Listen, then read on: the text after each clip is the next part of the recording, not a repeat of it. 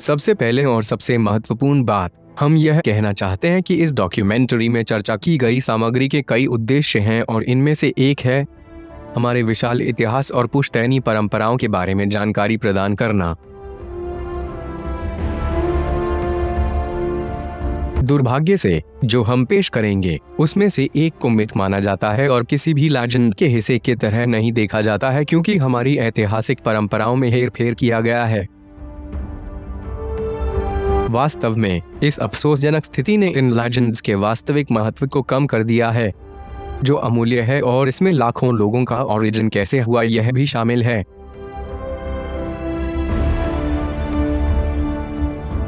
समस्या यह है कि इस ऐतिहासिक ज्ञान को दुर्भावनापूर्ण रूप से अडैप्ट किया गया है और भ्रम के भीतर विकृत कर दिया गया है, ताकि हम उन मामलों की सच्चाई न जान सके जो हमारी विकासवादी प्रगति के लिए फंडामेंटल हैं और जो हमें हमारी वास्तविक ओरिजिन की खोज करने में सक्षम करे।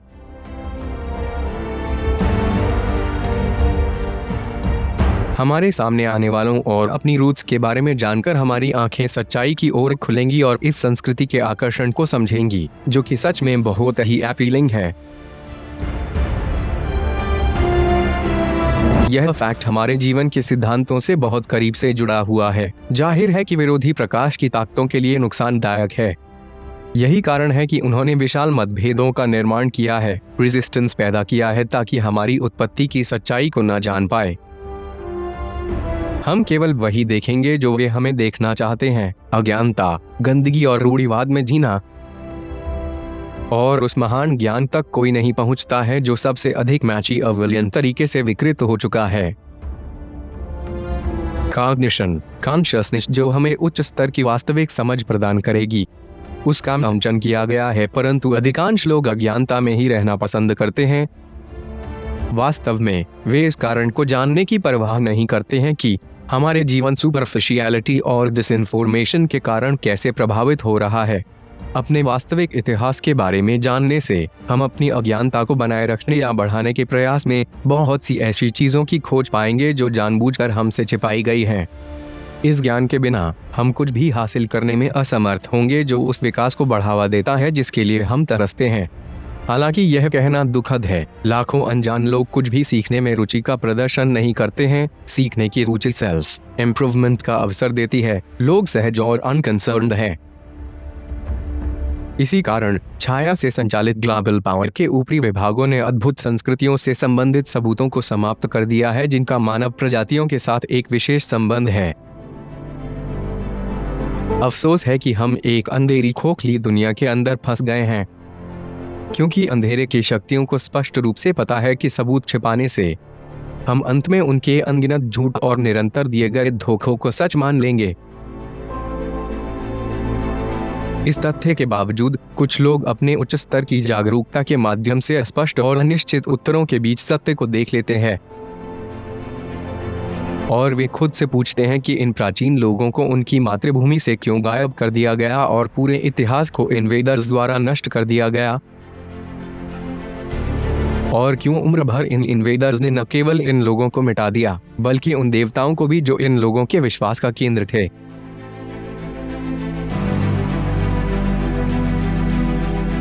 वे जानते थे कि आबादी के आंतरिक सिद्धांतों को दबाने से लोग शकी और नास्तिक हो जाएंगे और बिना शर्त बहुत ही प्रभावी ढंग से सेवा करेंगे। इसलिए उन्होंने अनगिनत सभ्यताओं और राष्ट्रों पर आक्रमण किया था।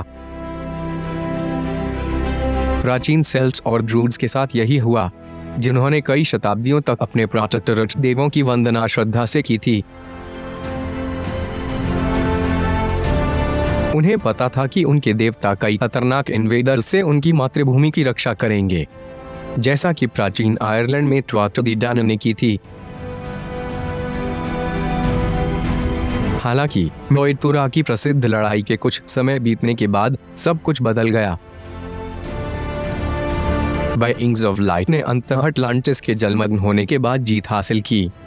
इन अथक दुष्ट सेनाओं को यथासंभव नुकसान पहुंचाने के लिए इस पौराणिक भूमि को अधिक से अधिक जब्त कर लिया। क्या कारण है कि वे उन प्रदेशों पर नियंत्रण करना चाहते थे जो उनके नहीं थे? विजय के लिए उनकी प्यास में उन्हें समृद्ध और शांतिपूर्ण संस्कृति पर हावी होने के लिए क्या करना पड़ा? क्या यही कारण है कि वे अपनी गुफाओं को त्याग कर उस युग की दुनिया को साबित करना चाहते थे कि वे शक्तिशाली और अजय थे?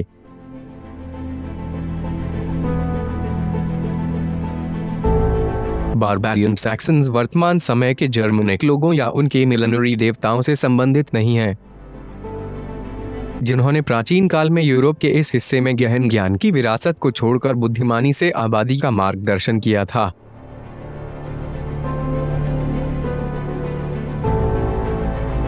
इस मामले में हम एंग्लिया, ओल्ड सैक्सनी में और नेदरलैंड्स और जटलैंड, डेनमार्क से उत्पन्न कई जनजातियों का उल्लेख कर रहे हैं। एंग्लो सैक्सन नाम प्राचीन आदिवासी समूहों से निकला है, जिन्होंने ग्रेट ब्रिटेन पर आक्रमण किया था, जो एंग्लो या इंग्लिश शब्द से लिया गया था। फिर भी गीलिक, स्कॉटिश और आयरिश लोग, जो ब्रिटेन के मूल निवासी थे, जो कि देवी ब्रिटेनिया द्वारा स्थापित किया गया था, जो लैटिन और गीलिक का मिश्रण बोलते थे, न कि आधुनिक अंग्रेजी जिसमें जर्मनिक मूल है, वास्तव में वे खुद को एंग्लो सैक्सन्स के रूप में संदर्भित करके इन्वेडर्स से अलग करते हैं और यह आज भी कायम है।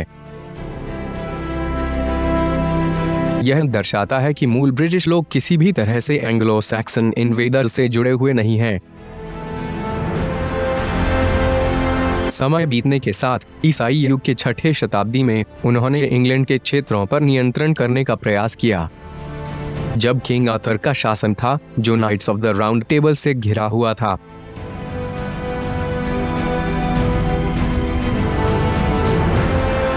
हालांकि राजा एक संगठित बल था और उसने कई युद्धों के माध्यम से इन्वेडर्स को खाड़ी में रोके रखा और आखिरकार उन्हें वापस जाने के लिए मजबूर कर दिया। बहरहाल बाद में जब सेल्टिक ब्रिटेन राजा पौराणिक आयल ऑफ एवलॉन में वापस आ गए और इन जादुई भूमि को संरक्षण के बिना छोड़ दिया गया, तो खून के प्यासे सैक्सन्स ने आर्थरियन ऑर्डर के साथ किसी भी बंधन को हटाने और अपनी विरासत को मिटाने की कोशिश की।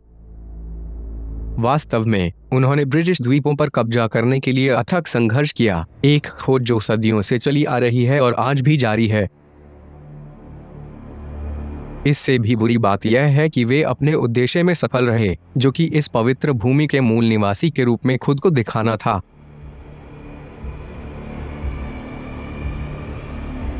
हालांकि उनके उपनामों का वास्तविक शाही वंश के साथ कोई संबंध नहीं है, बावजूद इसके उन्होंने जनता को विश्वास दिलाने के लिए धोखा दिया है।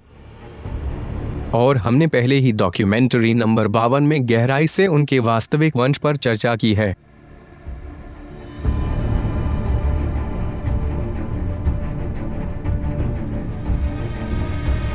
निर्दयी हेजेमोनिक एंग्लो सैक्सन शक्ति न केवल ब्रिटिश द्वीपों में मौजूद रही है, उन भूमि पर हावी होने के निरंतर प्रयास भी किए, लेकिन यह मध्य युग के दौरान भी दिखाई दिया, जब वे क्रूसेड्स में तथाकथित लड़ाई की भावना से लड़े थे और पवित्र भूमि में विशेष रूप से स्पष्ट था। इसने बड़े व्यवसाय को सक्षम किया, उस समय इसे प्रसन्न करने के लिए संचालित किया, तथाकथित आदर्श का उपयोग करते हुए पवित्र माना जाने वाली भूमि में, जबकि वे उनके धार्मिक विश्वासों में विश्वास नहीं करते थे। वास्तव में वे जानते थे कि कोई भी उनकी घुसपैठ का पता नहीं लगा सकता, जिससे उनके लिए पूरे ग्रह पर हावी हो जाना संभव था। वो सच्चे योद्धा होने का ढोंग करते हुए ईसाई धर्म के पक्ष में धर्म युद्ध में लड़ रहे थे। रोमन कैथोलिक पादरियों के साथ किया गया यह पहला चरण एम्पीरियलिस्ट प्रभुत्व को प्राप्त करने के लिए था, एक झूठे धार्मिक आदर्श के नाम पर जो सफल था, और उन्होंने जेरूसलम की पवित्र भूमि में निर्दयता से कब्जा कर लिया।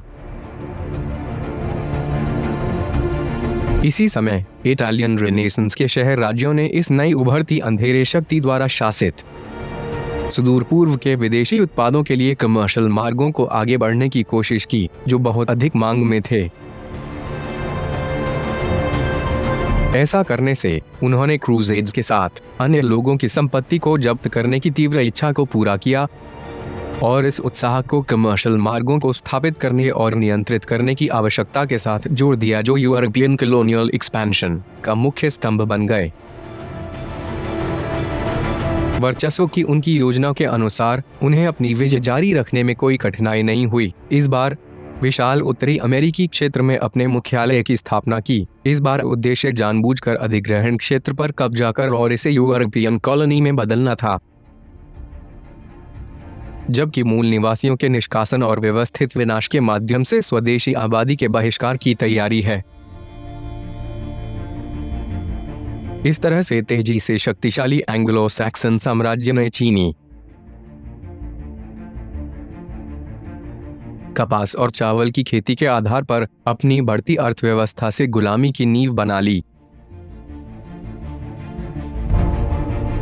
वे कैरिबियन के द्वीपों में जमैका और बारबडोस जैसे युद्धों में अपने उपनिवेश की पहुंच का विस्तार करेंगे और उनका वर्चस्व और दुरुपयोग आज भी उनमें से कई में बरकरार है। जैसे कि जब अधिकारियों ने डिएगो गार्सिया आर्किपेलागो के मूल निवासियों को बाहर निकाला और इसे एक सैन्य अड्डे, इस समय तक अंग्रेजी के बजाय अमेरिकी में बदल दिया। इसी तरह हम ऑस्ट्रेलिया और न्यूजीलैंड में ब्रिटिश साम्राज्य की औपनिवेशिक कॉलोनीज का उल्लेख करना चाहेंगे, जहां ब्रिटिश द्वीपों की जेलों से दोषियों और चोरों के प्रवास को प्राप्त करने के लिए एक क्षेत्र स्थापित किया गया था, जिससे स्वदेशी आबादी का सामना करना पड़ा युद्ध और बीमारियों से पीड़ित इस प्रकार आबादी को कम करना, जब तक कि वे लगभग पूरी तरह से मिटा नहीं गए थे।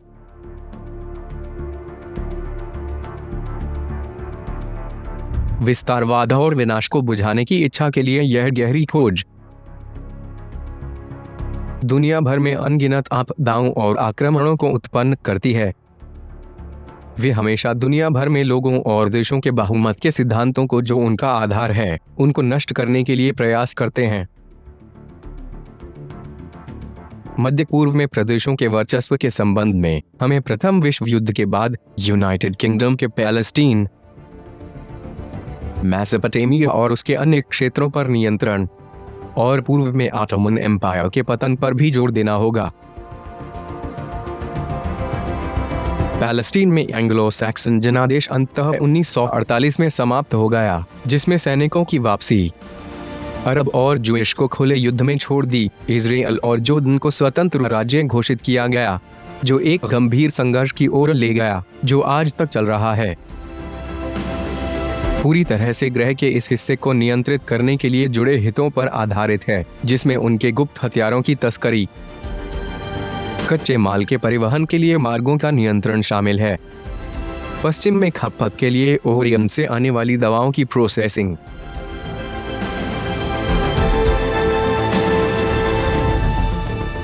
इसी समय उन्होंने दुनिया भर में गरीबी पैदा की और दर्द पैदा किया ताकि वे नियंत्रण कर सकें और धन संचय कर सकें। इस तथ्य के बावजूद कि इस मध्य पूर्व के बड़े इलाके में तेल संसाधनों के एक्सप्लॉयटेशन से दलित आबादी गरीब और गरीब हो रही थी। हमें इस तथ्य पर भी जोर देना होगा कि यद्यपि अधिकांश क्षेत्र और उपनिवेश ब्रिटिश वर्चस्व के अधीन थे, द्वितीय विश्व युद्ध के बाद उनको स्वतंत्रता प्राप्त हुई। उनमें से कई ने क्वीन एलिजाबेथ को अपनी रानी और प्रमुख राज्य के रूप में दूसरे स्थान पर बनाए रखा। इन क्षेत्रों में से कई अमेरिकन कॉन्टिनेंट का हिस्सा हैं और कैरिबियन में द्वीप हैं। फिर भी कनाडा, जो कि ग्रह पर कुल क्षेत्रफल का दूसरा सबसे बड़ा देश और अमेरिका में कॉमनवेल्थ देशों का हिस्सा है, जो ब्रिटिश क्राउन द्वारा शासित।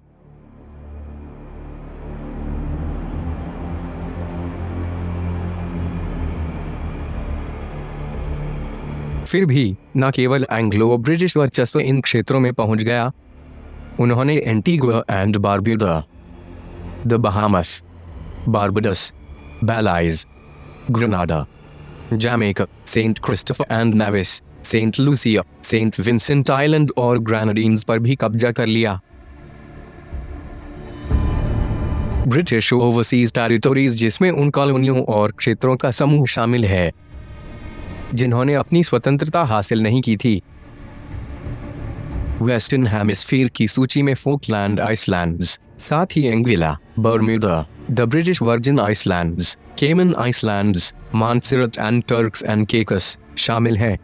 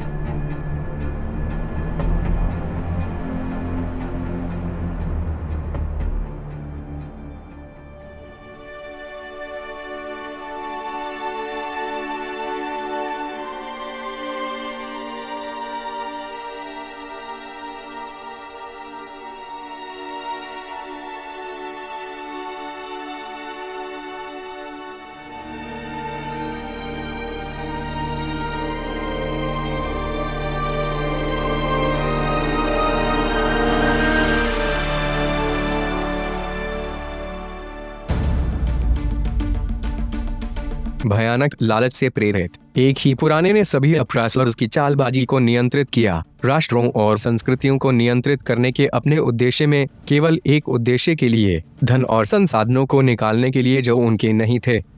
इस प्रकार सहमति के बिना वे कुछ देशों में बस गए थे कि प्रकृति से असहमत हैं और उन्हें पड़ोसी देशों के खिलाफ लड़ने के लिए मजबूर करके संघर्ष को उकसाया।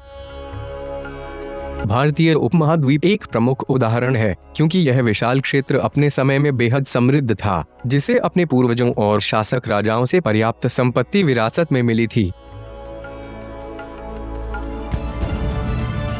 फिर भी अंधेरे शक्तियों को संतुष्ट नहीं किया गया और वर्चस्व के लिए अपनी प्यास के साथ आगे बढ़ने के लिए अन्य उपसर्गों की तलाश की गई। बिना किसी हिचकिचाहट के उन्होंने बंगाली की सॉवरेन्स के खिलाफ युद्ध छेड़ दिया, जिससे लाखों लोग मारे गए।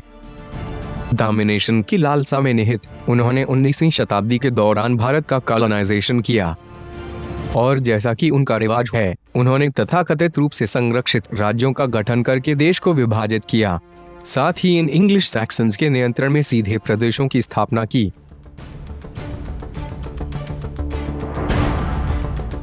सूदखोरों के खिलाफ कई विद्रोह का मंचन करने के बावजूद फैलती हुई गरीबी और बढ़ते जुल्म का सामना करना पड़ा और इसके परिणाम स्वरूप अपमानजनक सरकार क्वीन विक्टोरिया के नियंत्रण में रहने में कामयाब रही, जिसे इंग्लैंड ने भारत की महारानी घोषित किया।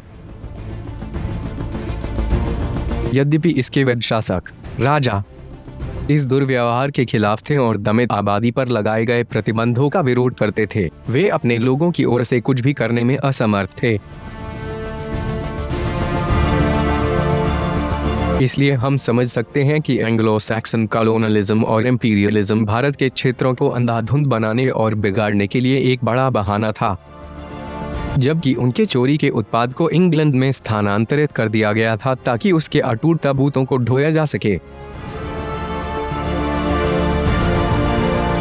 यद्यपि यह बर्बादी केवल 1947 तक चली, लेकिन इसने पूरे देश में अत्यंत कहर बरपाया। आखिरकार गंभीर सार्वजनिक दबाव के कारण इन्वेडर्स के पास भारतीय उपमहाद्वीप को छोड़ने के अलावा और कोई विकल्प नहीं था।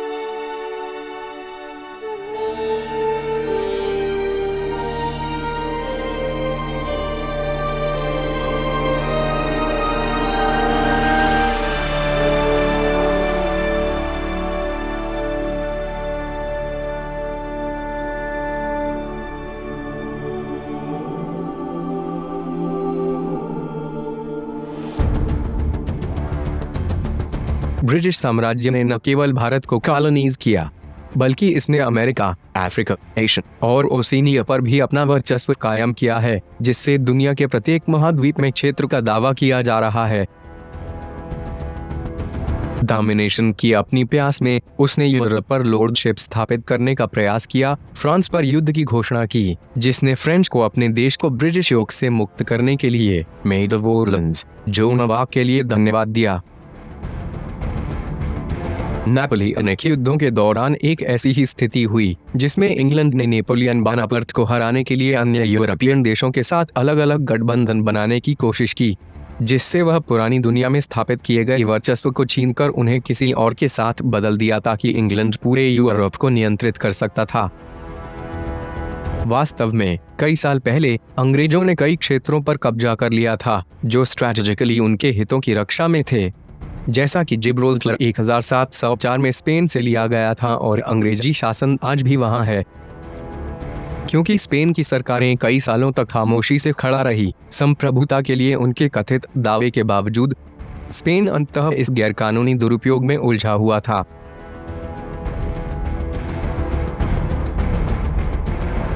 यही बात साइप्रस और माल्टा के साथ भी हुई ताकि मेडिटेरेनियन में समुद्री मार्गों पर नियंत्रण हासिल किया जा सके और वे होरियन से अपने उत्पादों को पूरी दुनिया में बेच सके।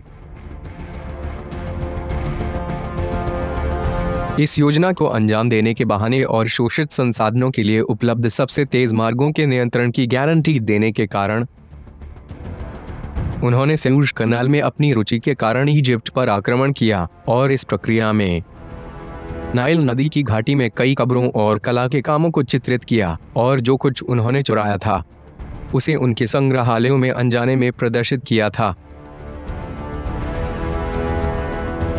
शोषण की अपनी खोज में उन्होंने सूडन पर कब्जा कर लिया और सोने और काफी खनिज संसाधनों को निकालने के लिए बाद में साउथ अफ्रीका के अन्य क्षेत्रों पर भी कब्जा किया। वास्तव में हाल ही में शीर्ष गुप्त डॉक्यूमेंट्स को उजागर किया गया है जो 1950 के दशक में क्यानाई में माओ विद्रोहियों पर अत्याचार और उनकी हत्या करने के तरीके का विस्तृत विवरण प्रदान करते हैं।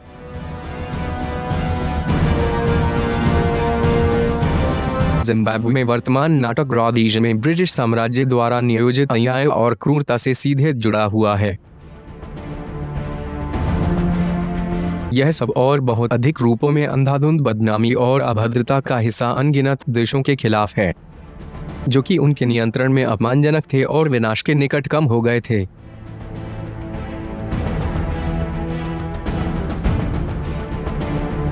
यह अक्सर कहा जाता है कि इंग्लैंड ने कॉलोनियलिज्म के निर्माण के लिए प्रोत्साहन प्रदान किया ताकि पूरी दुनिया पर हावी हो सके।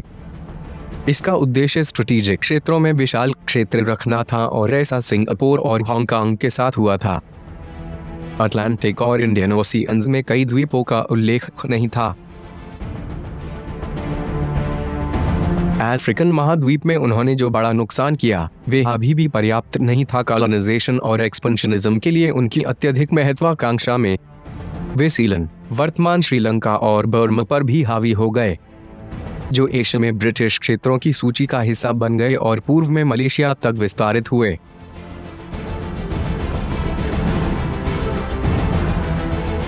हमारे लिए यह समझना भी मौलिक है कि चीन में ब्रिटिश हित 18वीं सदी के अंत में विकसित होने लगा जब United kingdom east India company के माध्यम से चाय का बहुत बड़ा निर्यातक बन गया। चाय के व्यापार ने हालांकि काफी कर्ज पैदा किया जिसे अंग्रेजों ने अपने भारतीय उपनिवेशों से चीन को अफीम निर्यात करके सही करने की कोशिश की। चीनी अधिकारियों के विरोध के बावजूद इसने एक संघर्ष को जन्म दिया जो अंततः ओपियम युद्धों में परिणत हुआ। यूनाइटेड किंगडम ने चीन को 2 बार हराया और आज तक यह पूरी दुनिया में नशीली दवाओं के उपयोग और लत के विस्तार को बढ़ावा देने के लिए जारी है।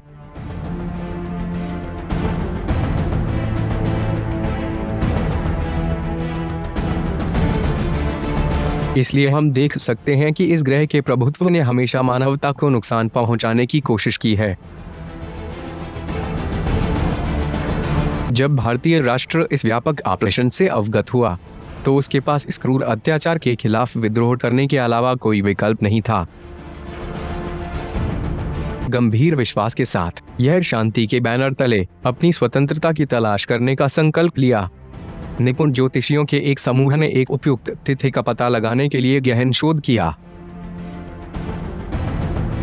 जिसमें उनकी स्वतंत्रता की कामना के लिए देवी दुर्गा या काली के प्राचीन नाम से जुड़ी जिन्हें हमेशा भारत माता के रूप में मान्यता दी गई है। इस तरह वे लंबे समय से ऑपरेशन पीड़ित को दूर करेंगे जो उन्होंने अनुभव किया था। हालांकि पूरा देश पाकिस्तान से अलग हो गया था, भारत के लोग महात्मा गांधी के नेतृत्व में खुद को एंग्लो सैक्सन योग से मुक्त करने में सफल रहे जिसने 2 शताब्दियों तक उन पर शासन किया था।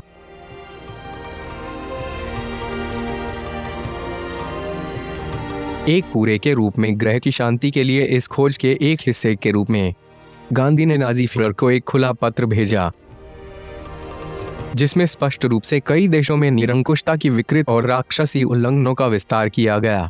साथ ही साथ मानव गरिमा के प्रति उनकी अवहेलना, मुख्य रूप से मूल्यांकन नहीं करके उन लोगों का जीवन जो सम्मान और सार्वभौमिक दोस्ती में विश्वास करते हैं।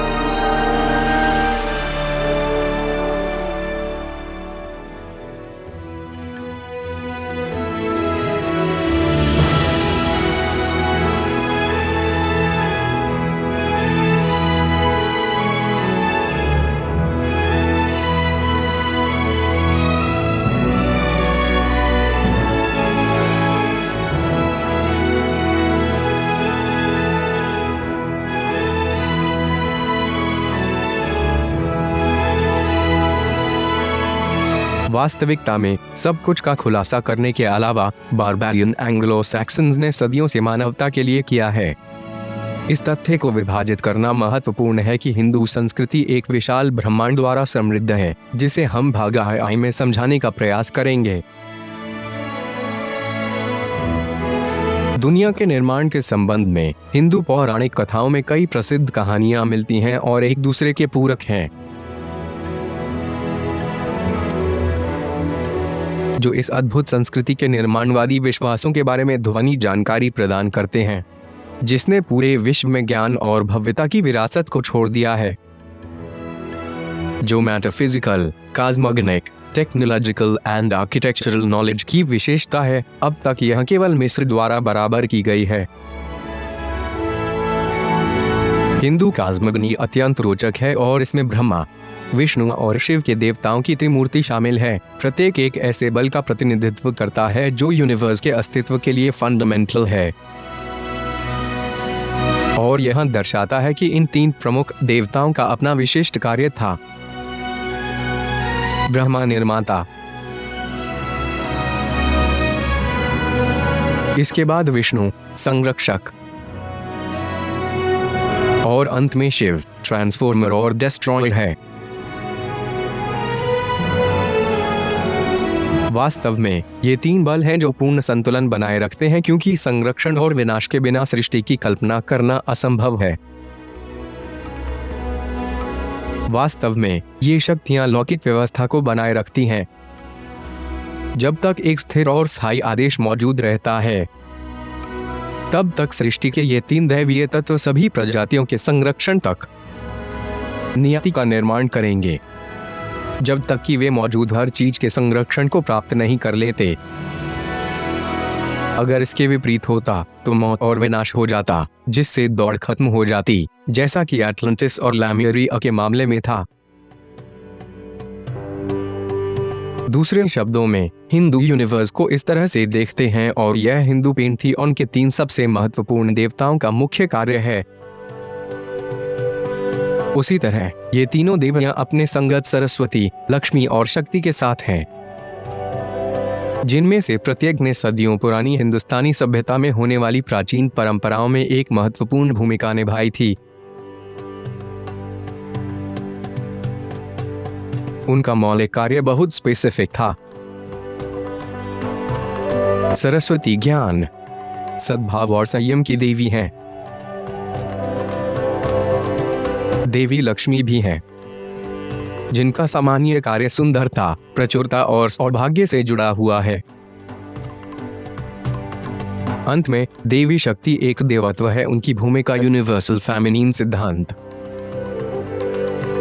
प्रेम और परिवर्तन और उत्थान की शक्ति का प्रतिनिधित्व करने के लिए है। यही कारण है कि वह हमेशा अपने दिव्य पति भगवान शिव के साथ देखी जाती हैं, जो सम्मान कर्तव्यों को साझा करते हैं। इस कारण से शक्ति अपने पति की तरह एक बहुत ही गंभीर रिप्रेजेंटेशन कर सकती है, जिसमें वह दुर्गा या महाकाली की भूमिका निभाती है, जो अंधकार की देवी हैं।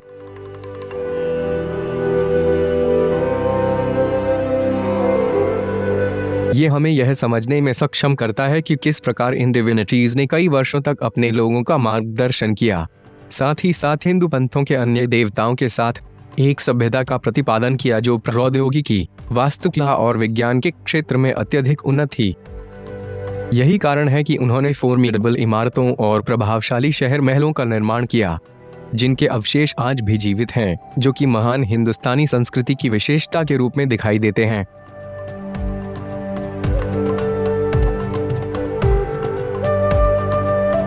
इन अद्वितीय निर्माणों के संबंध में हम भगवान शिव, महादेव और देवी पार्वती शक्ति के अविश्वसनीय घर का वर्णन कैसे कर सकते हैं, जो परंपरा के अनुसार कैलाश पर्वत पर स्थित है।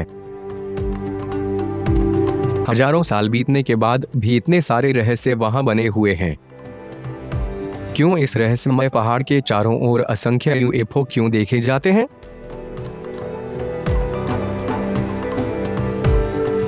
क्या यह सच है कि भगवान शिव और उनकी पत्नी पार्वती का निवास कई घटनाओं का स्थल था, जैसा कि प्राचीन हिंदू ग्रंथों में बताया गया है? ऐसा प्रतीत होता है कि इस पवित्र पिरामिड के आकार के पहाड़ के चारों ओर कुछ अत्यंत महत्वपूर्ण है, जिसके आंतरिक भाग के विशाल पारगमन में रहस्यों को एक बड़ी संख्या में होस्ट किया गया है। यह एक विशाल पिरामिड के रूप में भी जाना जाता है, जो कि पूरे ग्रह में स्थित लोगों के साथ ऊर्जावान रूप से जुड़ा हुआ है। यदि ऐसा नहीं होता तो यह प्राचीन हिंदुस्तानी ग्रंथों में इतनी प्रमुखता से उल्लेखित नहीं किया जाता जितना कि शिव महादेव और देवी पार्वती शक्ति का पवित्र निवास के रूप में है। इसी तरह धन्यवाद है इन देवताओं का, उनके बच्चों और उनके साथ आने वाले अन्य देवताओं का। वे विशाल ज्ञान को प्रसारित करने में सक्षम थे, जो कई कार्यों में दर्ज किया गया है जो हमारे समय तक पर्याप्त हैं।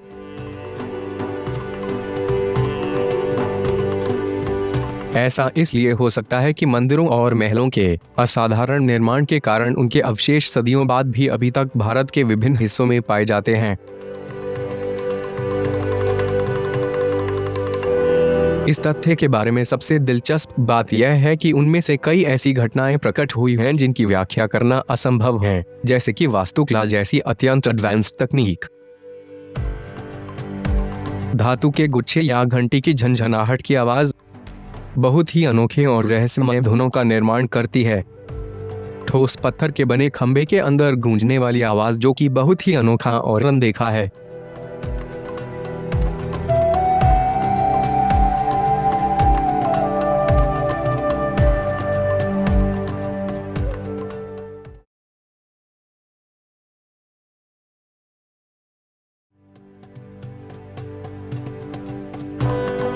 ये एकमात्र अविश्वसनीय घटना नहीं है जो उन स्थानों पर बताई गई हैं जहां मंदिर बनाए गए थे। तथ्य यह है कि उनके गोल स्तंभ पूरी तरह से बदल रहे हैं, जो इंडिकेट करता है कि वे बेस्ट तकनीक का उपयोग करके तैयार किए गए थे जो सपूसदली उस समय अज्ञात थे। यह बहुत अनोखी बात है कि कई टन वजन वाले विशाल पत्थरों को इतनी बारीकी से तराशा गया है। आज भी उनकी कठोरता के कारण इन सिंगुलर पत्थरों पर इतनी सटीकता के साथ काम करना बहुत मुश्किल होगा। यह एक उपलब्धि जो केवल आधुनिक मशीनरी का उपयोग करके प्राप्त की जा सकती है।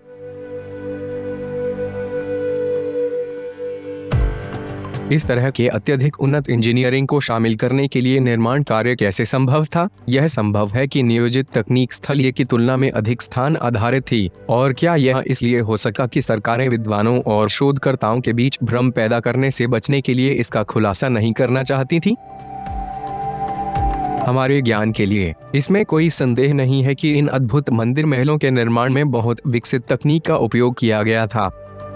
उनकी चिनाई की भव्यता और परफेक्शन आधुनिक समय में प्राप्त करने के लिए व्यावहारिक रूप से असंभव है, विशेष रूप से उन कठोर बासल्ट जैसे पत्थरों का उपयोग करना।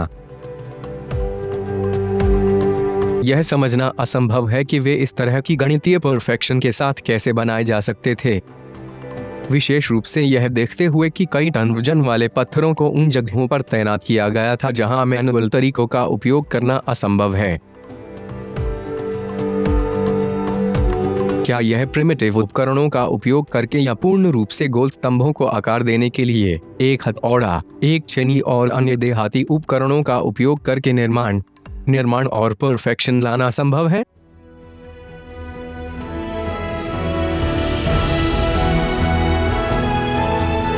निसंदेह यह सत्यापित कर सकता है कि हिंदू संस्कृति को ज्ञान की एक प्रभावशाली विरासत है। न केवल उनके पास विशाल इमारतें थीं जो पूरे भारत के पूरे उपमहाद्वीप में बिखरी हुई हैं, जैसा कि हम पहले ही उल्लेख कर चुके हैं, उन्होंने बेहद शक्तिशाली उड़ान वस्तुओं का उपयोग करके आसमान की यात्रा भी की, जिन्हें विमान कहा जाता है। हालांकि सरकार इस वास्तविकता को नहीं पहचानती है, लेकिन कई प्राचीन ग्रंथों में इसका विस्तार से वर्णन किया गया है। इस मामले में हम एक प्रकार के वाहन या रथ का उल्लेख कर रहे हैं जिसका उपयोग युद्ध में और लंबी दूरी के ट्रांसपोर्टेशन के लिए किया गया था, जिसमें सितारों और अन्य दूर दूर की दुनिया की यात्रा भी शामिल थी। यह भी अहम है कि इन उड़ान कलाकृतियों का केवल उल्लेख नहीं किया गया है। जानकारी उनके आकार, विशेषताओं, उपयोग किए गए ईंधन के प्रकार और यहाँ तक कि उनके उड़ान मैनुअल के रूप में प्रदान की जाती है। मजबूरन लैंडिंग के विस्तृत विवरण भी पाए गए हैं, क्योंकि ईंधन को बचाने के तरीके के बारे में स्पष्ट सिफारिशें हैं।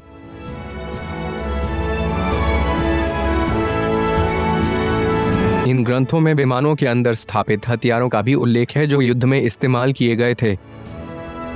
वे ऊर्जा किरणों के समान थे जो एक पल में पूरे शहरों को नष्ट कर सकते थे, सब कुछ मलबे में बदल सकते थे। वे इतने भयानक थे कि उन्होंने हवा और भोजन और पानी को जहर बना दिया। नष्ट शहरों के आसपास के क्षेत्रों में एक बड़े थर्मोन्यूक्लियर रेडिएशन के विनाशकारी लक्षणों को देखा जा सकता था।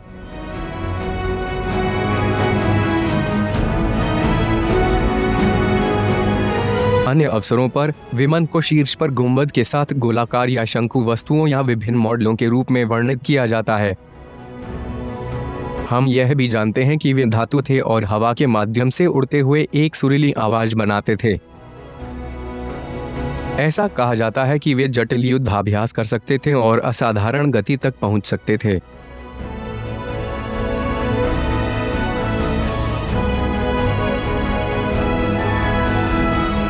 वेदों में बताया गया है कि कैसे देवताओं के इन जहाजों को दर्पण और मैग्नेट्स के साथ बनाया गया था और उनके इंजनों को मर्क्यूरी वोर्टेक्सेस से लैस किया गया था, जिससे उन्हें उड़ान भरने और जमीन पर उतरने में आसानी हो। इसी प्रकार महाभारत बताता है कि विमान ने कैसे काम किया। उनके आकार और प्रपल्शन सिस्टम के साथ साथ उन्होंने गुरुत्वाकर्षण विरोधी क्षेत्र में कैसे कार्य किया। इस मामले में हम हजारों साल पहले विकसित एरोस्पेस तकनीक का जिक्र कर रहे हैं। मेन स्ट्रीम शोधकर्ताओं ने इस अविश्वसनीय तकनीक के अस्तित्व को वास्तव में स्वीकार करना असंभव है, इस तथ्य के बावजूद कि प्राचीन ग्रंथ बार बार इसका उल्लेख करते हैं।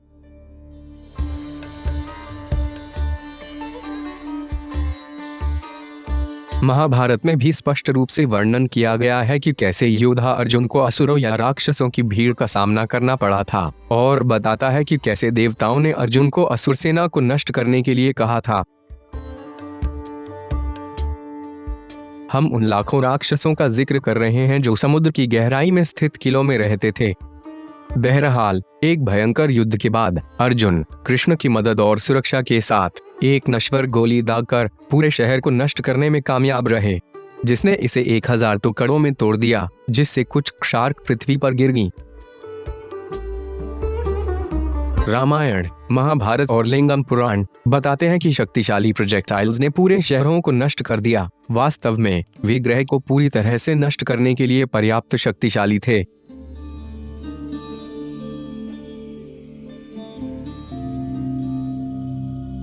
इस कारण से उनके भ्रष्टाचार, अविश्वसनीयता, जिद और अहंकार के कारण, जैसा कि हमने पहले उल्लेख किया है, त्रिपुरा शहर को एक ही शॉट में शक्तिशाली भगवान शिव ने जला दिया और नष्ट कर दिया, जिसने इन 3 शहरों को मिटा दिया।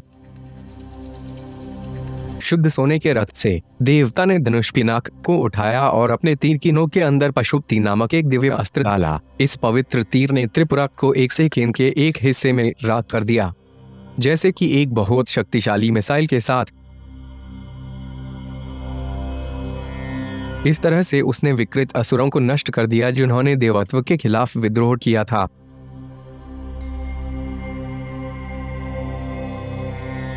इस मामले में हम सोने, चांदी और लोहे के 3 शक्तिशाली किले शहरों का जिक्र कर रहे हैं, जो उनकी पूरी सेना और खुद की आबादी की मेजबानी करने के लिए बनाए गए हैं। उनके निवासियों को अंधेरे से अवशोषित किया गया था और देवत्व के बारे में भूल गया था, क्योंकि उनका इरादा दुनिया पर हावी होना था। इस कारण से उनके भ्रष्टाचार, अविश्वसनीयता, व्यापकता और अहंकार के कारण, जैसा कि हमने पहले उल्लेख किया था, त्रिपुरा शहर को एक ही शॉट के साथ शक्तिशाली भगवान शिव ने जला दिया और नष्ट कर दिया, जिसने इन 3 शहरों को मिटा दिया।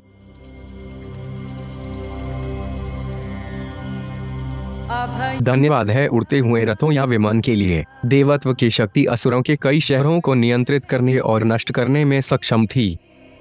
हालांकि समय बीतने के साथ अंधेरे बलों ने पूरे भारत में ताकत हासिल कर ली और ब्राह्मणिक और हिंदू परंपराओं का पालन नहीं करने वाले लोगों द्वारा आक्रमण के बाद चीजें और भी बदतर हो गईं।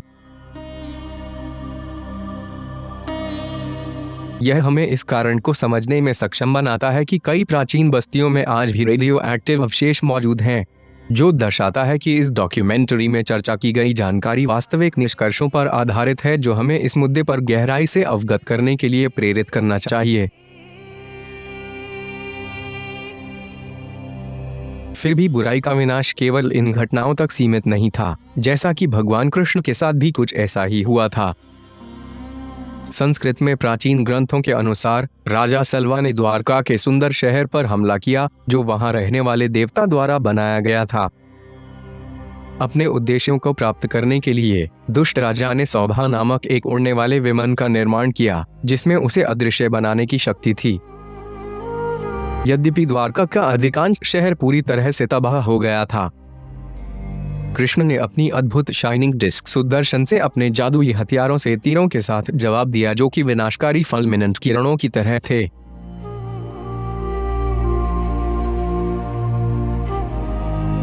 यह भी कहा जाता है कि एक बार चलने के बाद ये तीर भयावह गड़गड़ाहट की तरह गर्जा करते, एक दुश्मन और उनके सहयोगियों को ध्वनि के माध्यम से नष्ट कर देते। भारत के प्राचीन इतिहास में कई फैक्टर्स और भी शामिल हैं। वास्तव में यह इन उड़ान जहाजों या विमानों के लिए धन्यवाद है कि वे उन संस्कृतियों को नियंत्रित करने और नष्ट करने में सक्षम थे जो गंभीर भ्रष्टाचार के शिकार थे, जैसा कि मोहनजोदारो और हड़प्पा के लोगों के साथ था, और राजस्थान और पंजाब के व्यापक क्षेत्र में भी।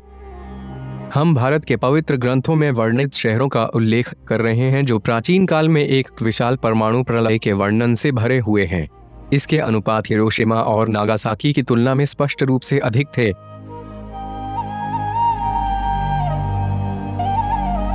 न केवल प्राचीन ग्रंथों में दर्ज ये आपदाएं हैं। कई आर्कियोलॉजिस्ट्स का तर्क है कि हड़प्पा, लोथल और मोहनजोदारो के खंडहरों पर पाए गए आर्कियोलॉजिकल एविडेंस लगभग 8000 साल पहले एक बड़े परमाणु विस्फोट की हाइपोथेसिस की पुष्टि करते हैं। एविडेंस में इन खंडहरों के बीच पाए जाने वाले सीडर शामिल हैं, खासकर मोहनजोदारो के मामले में।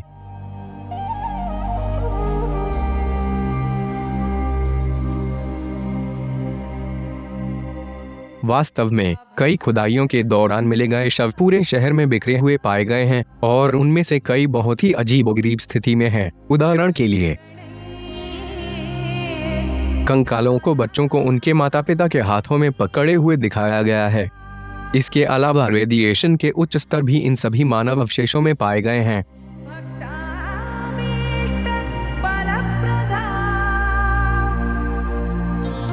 इसी प्रकार जोधपुर के बहुत करीब राजस्थान क्षेत्र में रिसर्च करने वाले कई वैज्ञानिकों ने सत्यापित किया कि शिशु मृत्यु दर की समस्या इतनी गंभीर थी कि यह आज भी बच्चों को प्रभावित कर रही है। यह इस क्षेत्र में रेडिएशन के अत्यधिक उच्च स्तर के कारण है। वास्तव में खुदाई के दौरान रेडियो एक्टिव फाइंडिंग्स की खोज के बाद उन्हें मजबूरन पूरे क्षेत्र को बंद करना पड़ा। इंडो वैली में यह खोज हमें यह निष्कर्ष निकालने के लिए प्रेरित करती है कि हजारों साल पहले के ये सभी लोग एक साथ एक भयानक तबाही के कारण मारे गए होंगे, जिससे बचने का उनके पास समय नहीं था।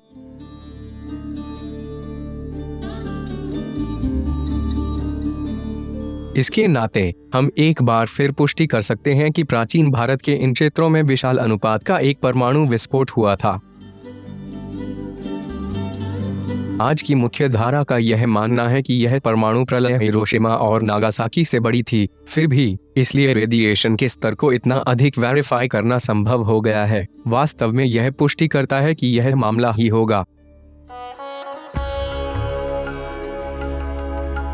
वास्तव में परमाणु रेडिएशन के निशान न केवल भारत के इस व्यापक क्षेत्र में पाए गए हैं, वे अन्य देशों में भी पाए गए हैं। एविडेंस के तौर पर पत्थरों और रेत का अत्यधिक वेरिफिकेशंस शामिल है।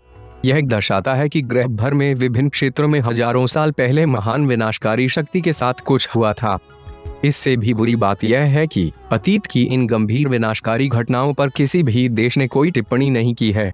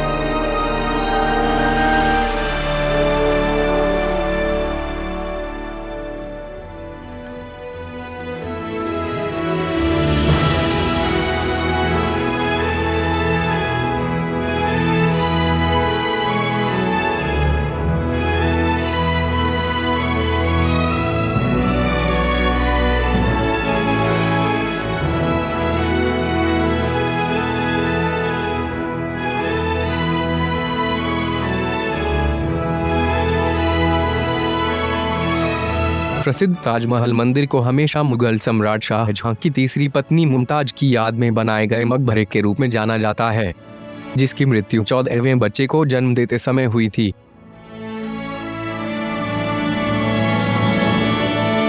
फिर भी अगर 20वीं सदी की यह कहानी असत्य साबित हुई तो क्या होगा? क्या होगा यदि यह प्रेम कहानी वास्तव में वास्तविक तथ्यों से पूर्ण रूप से अलग हो?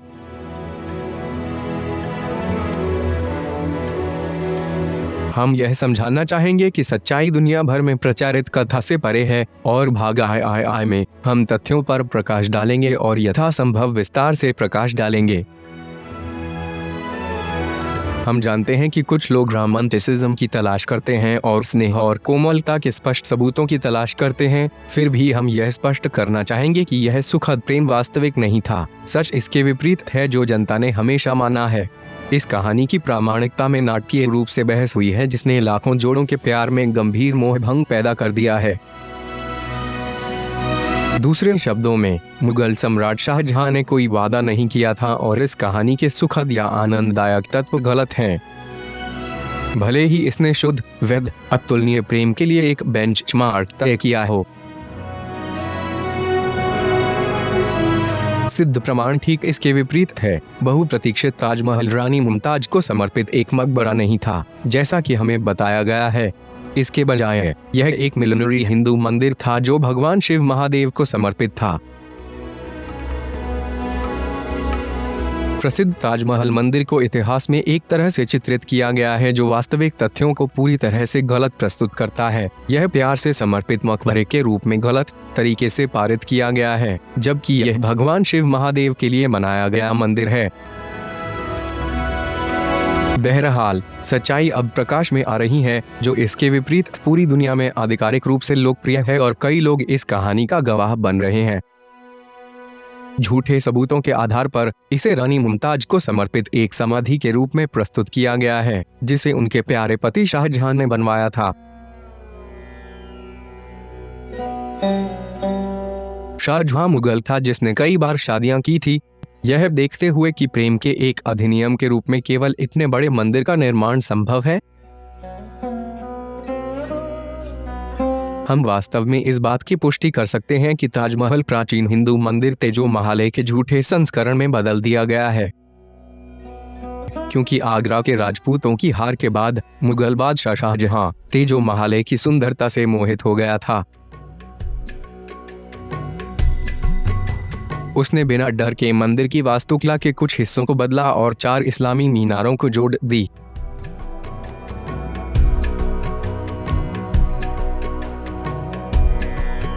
इस प्रकार इन संशोधनों को आगे बढ़ाते हुए उन्होंने अनिवार्य रूप से एक प्राचीन हिंदू मंदिर के ऊपर एक इस्लामी मकबरे का निर्माण किया। मुगल बादशाह शाहजहां जाना जाता है कि भगवान शिव के मंदिर को मुस्लिम लोगों के आराध्य के रूप में पूजा स्थल में बदलने के लिए, अपने उद्देश्यों को प्राप्त करने के लिए, उन्होंने तेजो महाले मंदिर को महलों के तथाकथित मुकुट में बदल दिया। राजपूतों पर अपनी जीत का प्रतिनिधित्व किया। उसने तेजो महाल का नाम बदलकर ताजमहल रख लिया, जिससे हिंदू राजाओं पर उसका वर्चस्व बना रहा। यह एकमात्र विशिष्ट मामला नहीं है जिसमें गैर इरादतन व्यक्ति इस तरह के दुरुपयोग में एक्यूज्ड हैं। वास्तव में इसी तरह की परिस्थितियां अन्य देशों में भी हुई हैं।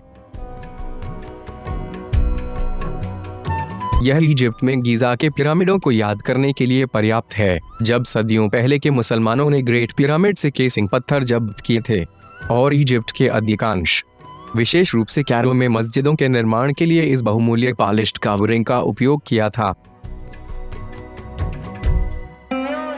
ऐसा ही कुछ ग्रीक पार्थेनॉन के साथ हुआ जो देवी एथेना को समर्पित था, जिसे एक बाइजेंटीन चर्च में बदल दिया गया था और बाद में टर्किश इन्वेजन के बाद एक मस्जिद में बदल गया।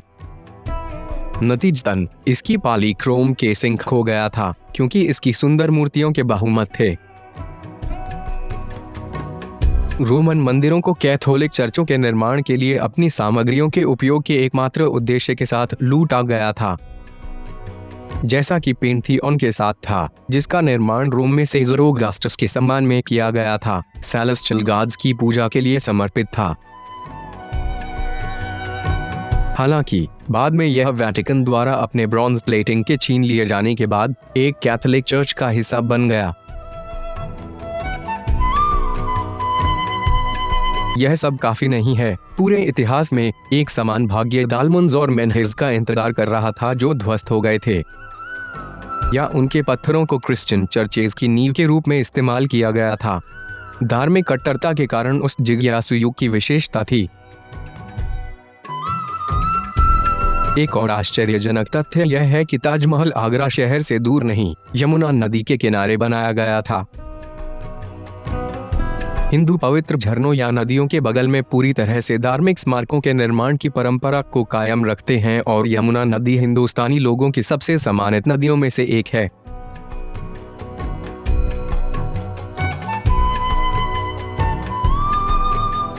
दूसरे शब्दों में, यमुना और गंगा नदियों का संगम पृथ्वी पर सबसे पवित्र स्थानों में से एक है।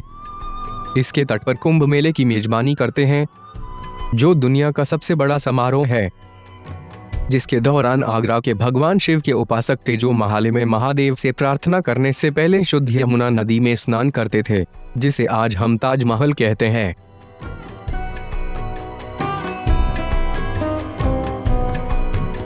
इसलिए हम पूर्ण रूप से पुष्टि कर सकते हैं कि तेजो महाले को यमुना नदी के किनारे बनाया गया था और यहाँ हिंदू आवश्यक अनुष्ठानों में भाग लेते थे, जिसमें वे स्नान करते और भगवान शिव को जल चढ़ाते थे। इस कारण से भारत के सभी मुख्य मंदिर झीलों, नदियों या झरनों के पास बनाए गए थे।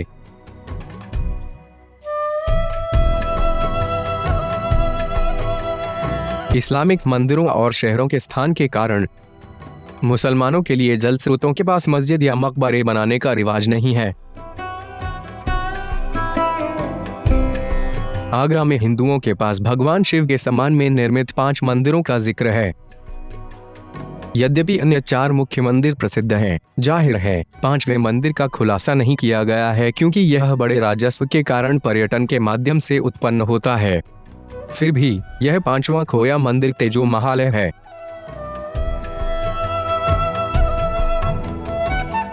यह हमेशा कहा गया है कि भगवान शिव कैलाश के सफेद पर्वत पर ध्यान करने के लिए जाने जाते थे और तेजो महालय एक पूरी तरह से सफेद संरचना है जिसे सफेद संगमरमर से बनाया गया है, जिसे जयपुर में विशेष रूप से तैयार किया गया था। राजपूत के राजाओं को हमेशा अपनी भव्यता और महानता का प्रदर्शन करने के लिए जाना जाता है, जो कि शुद्ध सफेद संगमरमर में बने स्मारकों की बदौलत है। फिर भी मुगलों या किसी भी अन्य संस्कृति का स्मारक इस तरह की परफेक्शन से नहीं बनाया गया है। इसी तरह बहुत प्राचीन अभिलेखों के अनुसार शाहजहां के आदेश से बहुत सारा संगमरमर तेजो महालय के बागानों से ले लिया गया। लखनऊ के संग्रहालय में वर्तमान में श्वेत क्रिस्टल के मंदिर का जिक्र है। यह भी कहा जाता है कि यह मंदिर इतना आकर्षक था कि भगवान शिव ने इसका अभिषेक किया और वह कैलाश पर्वत में जितना समय बिताना चाहते थे उससे अधिक समय वहां बिताना पसंद करते थे।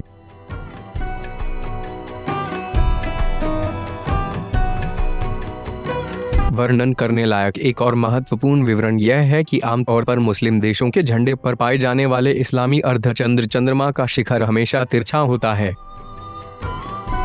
जबकि कैलाश से अर्धचंद्राकार नारियल और आम के पत्तों से घिरा है, जिसका पूरी तरह से हिंदू धर्म में धार्मिक अर्थ है, जो प्रदर्शित करता है कि एक संस्कृति और दूसरे के बीच भारी अंतर है। और चौंकाने वाले सवाल उठते हैं, जैसे मंदिर राजपूत आर्किटेक्चरल शैली का प्रदर्शन क्यों करता है और ताजमहल के सबसे बड़े दरवाजे पर कमल का फूल क्यों है, जो दक्षिण की ओर है।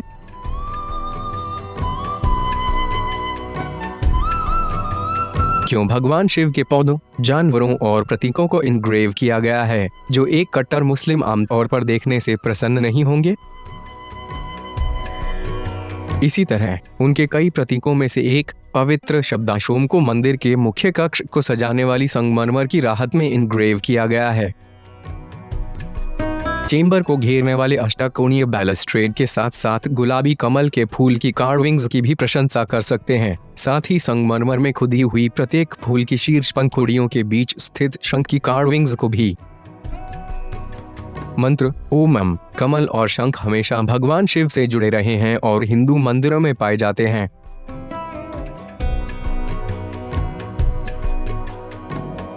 एक और बहुत महत्वपूर्ण बात यह है कि ताजमहल का प्रवेश द्वार दक्षिण की ओर है और भारत में किसी भी इस्लामिक मकबरे या मस्जिद का सामना हमेशा पश्चिम में करना पड़ता है, क्योंकि भारत में मिहराब पश्चिम में है।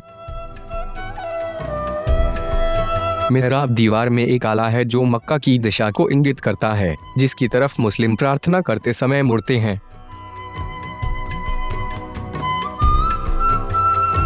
इस प्रकार ताजमहल इस्लामी आस्था के भीतर एक मकबरे या मस्जिद के लिए स्थापित स्थापत्य योजना का पालन नहीं करता है, क्योंकि किसी को यह मान लेना चाहिए।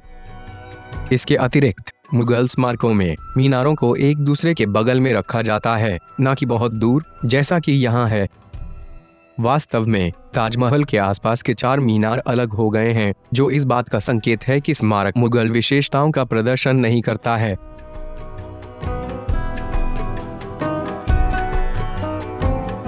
इसी तरह मुगल हमेशा से ही मूल हिंदुओं की इमारतों, मंदिरों और किलों को लूटने के लिए कुख्यात रहे हैं और ताजमहल को विजय के रूप में इसी तरह से हासिल किया गया था। बाद में इसे एक तथाकथित मकबरे में बदल दिया गया, जहां मुगल राजा शाहजहां की तीसरी प्यारी पत्नी को दफनाया गया था। फिर भी इतिहास इसके विपरीत है, क्योंकि यह इस बात से भरा है कि मुगल राजा किस तरह से पराजित हिंदू सैनिकों की पत्नियों को आकर्षित कर हिंसक बलात्कार करके उनकी हत्या कर देते थे। जो बचती थी उनका यौन दासियों के रूप में शोषण किया गया और फिर अपने सैनिकों को सौंप दिया गया।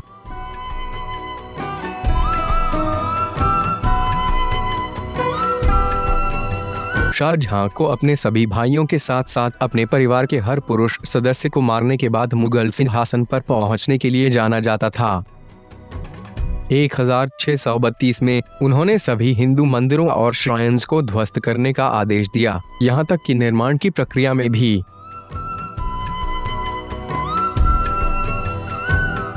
यह मामला होने के नाते एक हत्यार जिसने अपने ही भाइयों, एक अत्याचारी और एक सामूहिक हत्यारे को सच्चे प्रेम की भावना के बारे में क्या पता होगा?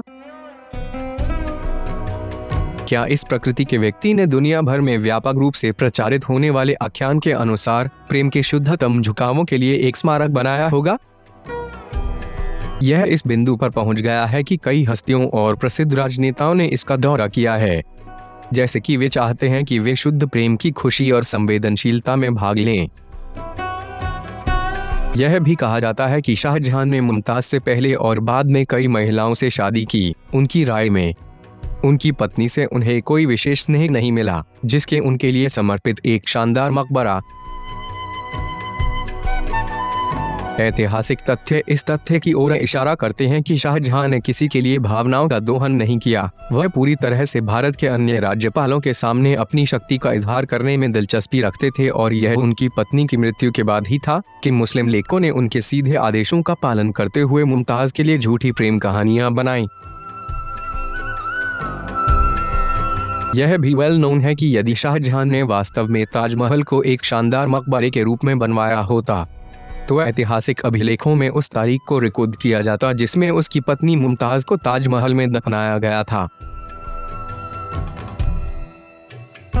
हालांकि उसे आगरा से 660 किलोमीटर दूर बुरहानपुर शहर में दफनाया गया है और इस दावे का समर्थन कोई नहीं करता है कि उसे ताजमहल में दफनाया गया था। इसके अलावा कोई तारीख का उल्लेख नहीं है। वास्तव में उसकी मृत्यु का वर्ष भी रिकॉर्डेड नहीं है। यह फंडामेंटल लापता विवरण निश्चित रूप से साबित करता है कि शाहजहां के प्यार का लाजन झूठ है।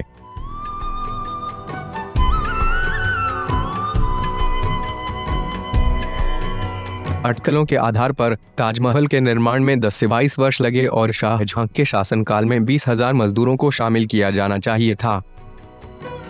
यदि यह सही था तो इसके निर्माण के बारे में कई दस्तावेज अदालत के रिकॉर्ड में उपलब्ध होंगे, जिसमें डेली एक्सपेंडिचर्स की सूची, चालान, सामग्री के लिए रसीद और कार्य आदेश शामिल हैं।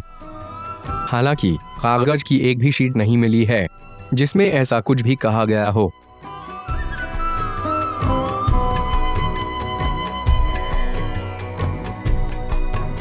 दूसरी ओर जयपुर के पूर्व महाराजा को अपने सीक्रेट पर्सनल कलेक्शन का पटदवारा में 2 आदेश देने के लिए जाना जाता था, जो कि स्वयं शाहजहां द्वारा बनाए गए थे। 18 दिसंबर 1633 की तारीख वे मांग करते हैं कि ताजमहल परिसर की इमारतों को उसको दिया जाए। यह दर्शाता है कि हम झंडे को गलत तरह से हड़प रहे हैं और जयपुर के तत्कालीन राज्यपाल के साथ हैं। आखिरकार उस दस्तावेज को सार्वजनिक करना पड़ा।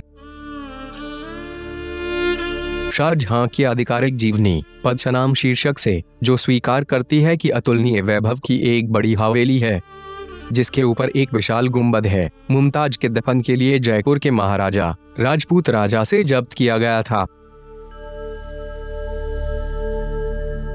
इसी तरह प्राचीन ग्रंथ हैं जो इस तथ्य का गवाह हैं कि इस अद्भुत इमारत का निर्माण मुगल सूदखोर द्वारा नहीं किया गया था, जैसा कि हम हमेशा से विश्वास करते रहे हैं। लेखक विंसेंट स्मिथ की एक पुस्तक जिसका शीर्षक अकबर महान मुगल है, भारत में मुगल साम्राज्य के संस्थापक की चर्चा करता है, जो शाहजहां द्वारा शासित होने से बहुत पहले से था। वह याद करता है कि कैसे संस्थापक सम्राट ने आगरा में एक महल के बगीचे में 1630 में अपने अशांत जीवन को समाप्त कर दिया और उस महल का वर्णन किया जिसे उसने एक अष्टकोणीय केंद्रीय कक्ष के रूप में चारों तरफ स्तंभों के साथ लिया था।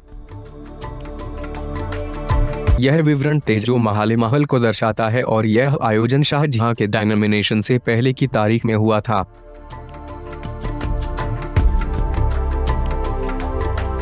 यह ऐतिहासिक पुस्तक यह भी बताती है कि उस समय के इतिहासकार ताजमहल को मिस्टिक हाउस कहते हैं। इन सभी ऐतिहासिक संदर्भों में शाहजहां की विजय से 100 साल पहले ताजमहल के बारे में बताया गया था।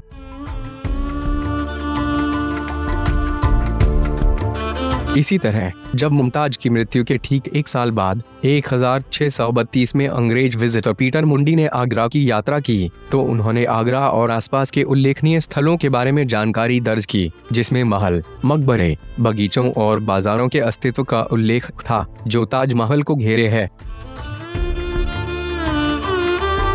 यह पुष्टि करता है कि ताजमहल मुगल सम्राट के आने से पहले भी उल्लेख के लायक एक महल था।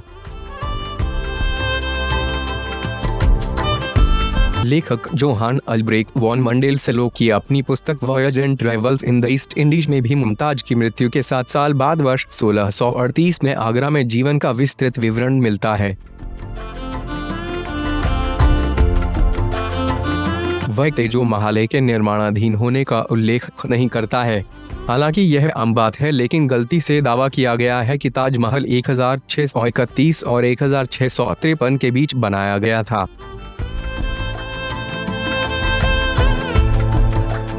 इसके अतिरिक्त हम यहाँ दर्शाने वाले अतिरिक्त सबूतों पर जोर देना चाहेंगे कि यह अद्भुत संरचना मकबरे के रूप में नहीं बनाई गई थी। इसके बजाय यह एक वास्तविक मंदिर महल था। यह तथ्य इसकी बड़ी संख्या के कमरों से साबित होता है, जो 4 मंजिलों में फैला हुआ है, जिसे बंद कर दिया गया है और पब्लिक एक्सेस प्रोहिबिटेड है। इसका मतलब है कि कम से कम 100 कमरे हो सकते हैं जहां कोई भी अंदर नहीं जा सकता है। पहली मंजिल के कमरों में खिड़कियां भी हैं। लेकिन अगर ताजमहल एक मकबरा था और इन सभी कमरों की अगर आवश्यकता थी, तो किसी भी मामले में उन्हें बंद क्यों कर दिया गया? वे क्या छिपाने की कोशिश कर रहे हैं? क्या ऐसा नहीं हो सकता है कि ये कमरे अकेले महल मंदिर का हिस्सा बनते हैं, क्योंकि कोई भी आसानी से वेरीफाई कर सकता है? कमरों के अलावा एक नीचे की ओर एक बड़ी सीढ़ी और दूसरे सिरे पर एक और सिमेट्रिकल सीढ़ियां देखी जा सकती हैं, जो कि संगमरमर के प्लेटफॉर्म के नीचे एक गुप्त मार्ग ले जाती है।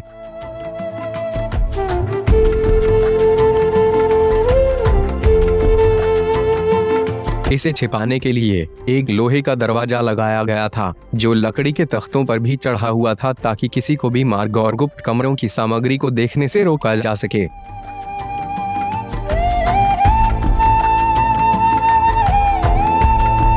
यह किसी भी अन्य ऐतिहासिक किले की तरह है। इसके कमरों में एक गुप्त मार्ग है जिसकी सामग्री नहीं देखी जा सकती है। ये विवरण इस बात की पुष्टि करते हैं कि ताजमहल एक मंदिर था जो हिंदू भगवान शिव को समर्पित था, न कि एक प्रेम प्रस्ताव के रूप में निर्मित मकबरा, जैसा कि वे पूरी दुनिया मानती हैं। 1974 में अमेरिकी वास्तुकार मार्विन मिल्स यमुना नदी में भी गए और उन्होंने पाया कि ताजमहल में लाल बलुआ पत्थर से बनी विशाल नींव है, न कि सफेद संगमरमर की।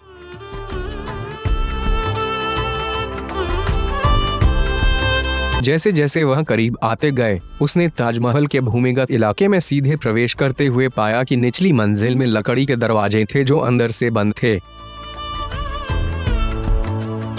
यद्यपि वह प्रवेश नहीं कर सका, उसने इसका एनालिसिस करने के लिए दरवाजे से लकड़ी का एक टुकड़ा लिया और इसलिए यह प्रदर्शित करने में सक्षम था कि लकड़ी ताजमहल से कम 250 साल पुरानी है। बहरहाल, सबूतों से छुटकारा पाने के लिए अधिकारियों ने दरवाजे को हटा दिया और ईंटों और गेसों के साथ प्रवेश द्वार को बंद कर दिया और परिणाम स्वरूप अब इसका एक अलग रंग है। गुप्त निचले तल को 22 कमरे हैं और इस बात का सबूत है कि दीवारों के संगमरमर के स्लैब हटा दिए गए हैं, वो नंगे और बिना पलस्तर के हैं।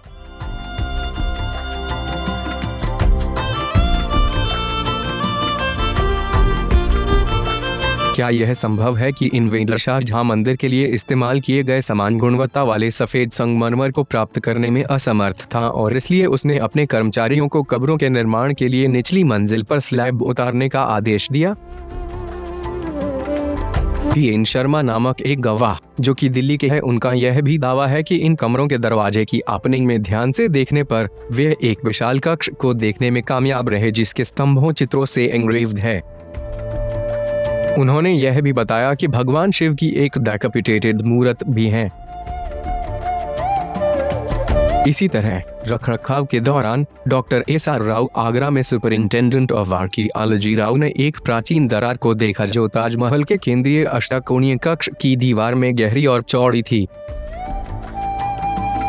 जब इस दरार का अध्ययन करने के लिए दीवार के एक हिस्से के नीचे अध्ययन किया तो 2 या 3 संगमरमर चित्र सामने आए।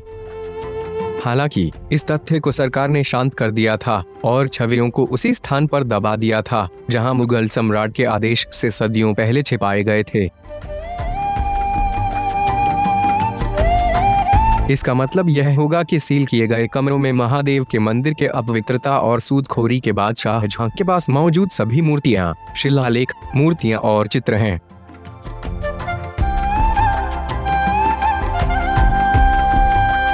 परिसर के अंदर अन्य संरचनाओं के बारे में भी यही बात है, जैसे कि अष्टकोणीय कुआं है जो इमारत के फ्लोर प्लान के आकार का है, जो 7 फ्लोर्स जितना गहरा है और जल स्तर तक उतरती हुई सीढ़ियों से सुसज्जित है।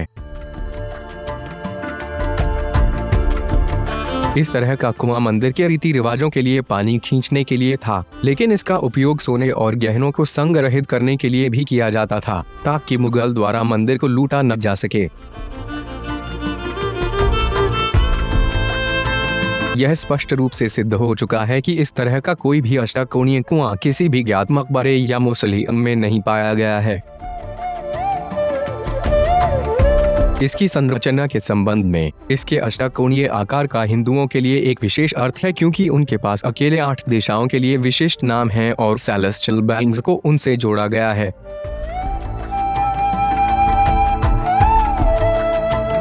हर्ष की योजना में एक अष्टकोणीय केंद्रीय कक्ष शामिल है जिसकी मेहराबदार छत पर एक उलटा कमल फूल गुंबद है जो 4 छोटे कनकेव कक्षों से घिरा है जो पारंपरिक भारतीय वास्तुकला को दर्शाते हैं। उसी तरह शिखर आकाश को इंगित करता है जबकि बेस इंफीरियर दुनिया को दर्शाता है। हिंदू किले, शहर, महल और मंदिर आमतौर पर एक अष्टकोणीय डिजाइन में होते हैं ताकि शिखर और आधार के साथ मिलकर वे सभी 10 दिशाओं को कवर करें। सहस्राब्दी हिंदू परंपराओं के अनुसार जिसमें राजा या भगवान अपने लोगों पर शासन करेंगे। ताजमहल का गुंबद कमल के फूल के आकार का है और यह सजावटी तत्व कई स्थानों पर है। यह इस्लामिक कपोलों से बहुत अलग है जो गोलाकार हैं। नई दिल्ली और इस्लामाबाद में पाकिस्तानी दूतावासों में भी है।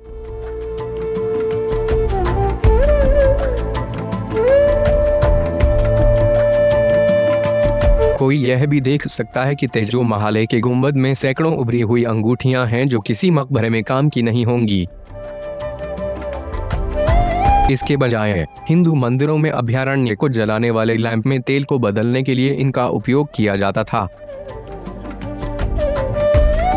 हकीकत में हमने इस बात पर जोर दिया है कि ताजमहल की इमारत में इसके प्रत्येक 4 तरफ समान धनुषाकार प्रवेश द्वार हैं। यह संरचना एक विशिष्ट हिंदू शैली को दर्शाती है जिसे चतुर्मुखी के रूप में जाना जाता है। ताजमहल के बाड़े में कई अलग अलग मेहराबों के दरवाजे नुकीले हैं और इसके पूर्वी हिस्से में एक खाई है। इस तरह के रक्षा तंत्र एक मकबरे में पूरी तरह से अनावश्यक हैं।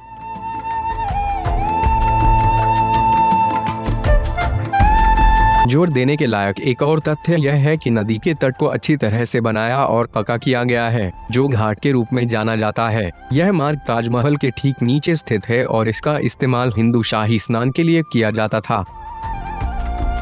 बाद में हालांकि पीछे के प्रवेश द्वार के दरवाजों को बंद कर दिया गया था और विजिटर्स के लिए अलग कर दिया गया था, और आज भी यह स्पष्ट रूप से देखा जा सकता है।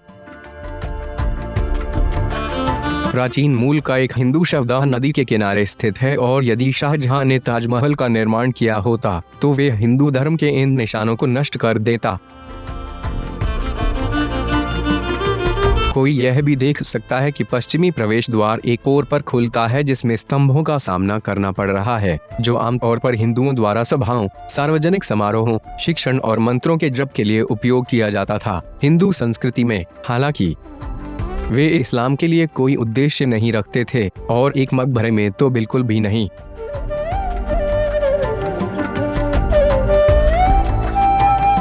ताजमहल के बगीचे में स्थित एक और बहुत ही अनोखी इमारत है, जो हाउस ऑफ म्यूजिक अतिरिक्त प्रमाण देती है कि ताजमहल एक मकबरा नहीं हो सकता था। मकबरे के इतने करीब से स्थित होना संगीत सभा के लिए मायने नहीं रखता। यह मुस्लिम परंपरा के साथ गलत है जिसमें संगीत निषिद्ध है, और जो अधिक है, एक मान लेता है कि मृतकों के लिए एक मौन प्रार्थना स्थल होना चाहिए।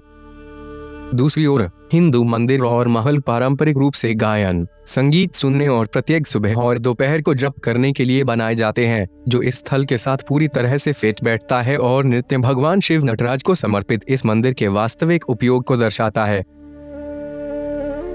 दक्षिण पूर्वी कोने पर शाही पशुधन के लिए एक प्राचीन स्थिर का अवशेष अभी भी दिखाई देता है। यह पशु आश्रय वास्तव में एक इस्लामी मकबरे के साथ अनफिट है, लेकिन यह एक हिंदू मंदिर के लिए आवश्यक होता, जहां पवित्र गाय हमेशा मौजूद रहती है। ये इमारतें मुस्लिम शिलालेखों और आकृतियों से भरी हुई थीं।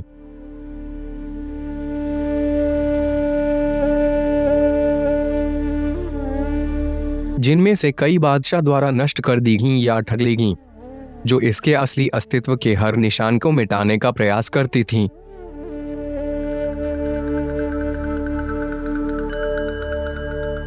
बहरहाल अतीत के कई लेखकों ने अपने लेखन में साक्ष्य प्रस्तुत किए। थॉमस ट्वाइनिंग ने अपनी पुस्तक journeys in India 100 Years Ago में ताजमहल और उसके आसपास की इमारतों को घेरते हुए ऊंची दीवार तक पहुंचने की बात कही है।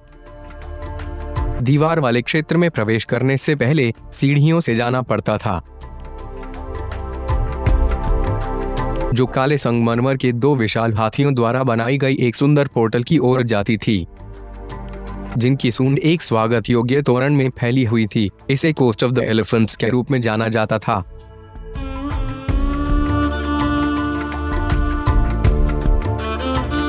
यद्यपि इस द्वार को इस नाम से पुकारा जाता है।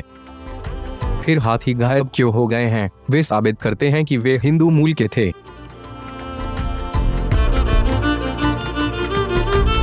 इसी तरह फ्रांसीसी व्यापारी टावर्नियर अतिरिक्त डेट प्रदान करता है। वे शिव थे जो महालय के मंदिर में काम के प्रभारी थे और बताते हैं कि कैसे शाहजहां ने इसे ढांचा। अंदर के महंगे सामान को चोरी करके और भगवान शिव की मूर्तियों को हटाकर जो कुछ हुआ करता था उसे कवर करने के लिए उसने कुरान के कई ग्रंथों को मेहराब और दीवारों पर रखा था। हालांकि यह सब उसने अपनी रानी के लिए एक मकबरे का निर्माण करने के लिए नहीं किया था। शाहजहां ने चांदी के दरवाजे, सोने के बस्तर, रत्न और कीमती पत्थरों से लदी जाली और मोतियों के तारों को लूटा, जो एक बार भगवान शिव की आकृति को विभिन्न कमरों से अलंकृत करते थे। इस हिंदू मंदिर में इन कमरों को 22 साल तक लूटा गया, अपवित्र किया गया था। फिर भी इस भयानक क्षति से परे, जिसका एकमात्र उद्देश्य लाखों लोगों की खुशी के लिए बनाए गए सबसे प्रसिद्ध मंदिरों को नष्ट करना था जो स्वतंत्रता के लिए प्रयास करते हैं, यह भौतिक से अधिक आध्यात्मिक क्षति है। सरकारी अधिकारियों ने तेजो महाले मंदिर के बंद कमरों को अनब्लॉक करने से इनकार कर दिया, जो भारत के नागरिकों को प्राप्त हो सकने वाले सैकड़ों कक्षों तक पहुंच प्रदान करेगा, जैसा कि उनका अधिकार है।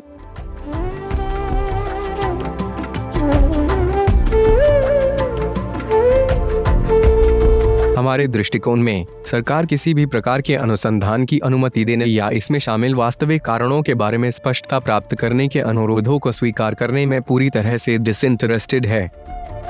वास्तव में ठीक इसके विपरीत हो रहा है। पूछताछ और अनुसंधान से इनकार करने के अलावा उन्होंने एक रेवलेटरी पुस्तक के प्रकाशन पर भी प्रतिबंध लगा दिया है जो ताजमहल के बारे में सच्चाई से स्पष्ट रूप से संबंधित है। वे कहते हैं कि कोई मंदिर नहीं है, केवल कब्रें हैं और मृतकों के सम्मान के लिए जो कथित तौर पर वहां दफन है, वे आक्रफजी और सील बंद कक्षों की मेजबानी करने वाले रिक्त स्थान को अनावश्यक खोलने की अनुमति नहीं देंगे। यदि यह आधिकारिक बहाना है कि वे मंदिर के अंदर खोलने के लिए सहमति क्यों नहीं देते हैं, तो क्या ऐसा हो सकता है कि वे हिंदू डिविनिटीज की तुलना में मुस्लिम इन्वेडर्स का अधिक सम्मान करते हैं जो उनके फेथ का हिस्सा है? हमारे दृष्टिकोण से यह स्थिति बहुत ही दुर्भाग्यपूर्ण है। हालांकि हम जानते हैं कि प्रजातंत्र के एजेंडे की सेवा करने वाली अधिकांश सरकारें छायाकार सरकार के प्रति अपनी प्रतिबद्धता के तहत बेईमान कार्यों को पूरा करने के लिए मजबूर हैं। यह इसलिए हो सकता है कि वे भगवान शिव महादेव के सम्मान में निर्मित मंदिर की सच्चाई को उजागर करने का प्रयास करने के लिए किसी को भी अंदर नहीं जाने देना चाहते। यदि ऐसा नहीं होता तो गुप्त कमरे जनता के लिए खुले होते और पूरी दुनिया इस अद्भुत मंदिर के वास्तविक इतिहास को जानती, जो कि हिंदू पंथों के 3 मुख्य विभाजनों में से एक के लिए बनाया गया था। इसके बजाय वे भोली जनता को धोखा देने के लिए जारी रखने के बुरे इरादे का समर्थन कर रहे हैं, जिनको विश्वास है कि वे प्रेम की शुद्ध भावना के लिए समर्पित एक मंदिर का दौरा कर रहे हैं। बहरहाल, वास्तव में अद्भुत ताजमहल मंदिर एक ऐतिहासिक विरासत है जो केवल हिंदू लोगों के लिए है, न कि मुसलमानों के लिए।